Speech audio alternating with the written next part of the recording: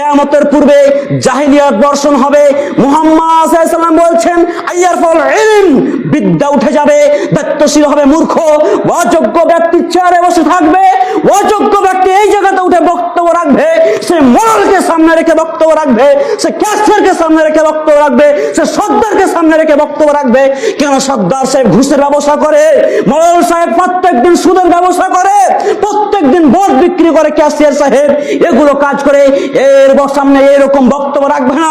যদি এরকম বক্তব্য রাখে তাহলে এরকম কাঠ গড়াতে এসে বক্তব্য যদি রেখে দেয় তাহলে ইমামতি বাতিল হয়ে যাবে। ওই রকম আলেম দিয়ে কখনো সমাজ পরিবর্তন হবে না, ওই রকম আলেম দিয়ে কখনো সমাজ পরিবর্তন হবে না। ওই রকম আলেম দিয়ে ওই রকম যারা মিথ্যাবাজী আলেম হবে, যারা ধোঁকাবাজী আলেম হবে, যারা মোড়লকে দেখে, ক্যাশিয়ারকে দেখে, মোল্লাকে দেখে, মুন্সিকে দেখে, সর্দারকে দেখে যারা বক্তব্য রাখবে, এরকম আলেমের জিহ্বাটা আগুনের কাঁচি দিয়ে কাটা হবে। সতর্ক, সাবধান। শুনুন, আপনাকে আমি বলি, আপনি কে কি করছে এরকম কাউকে সামনে রেখে কথা বলি না।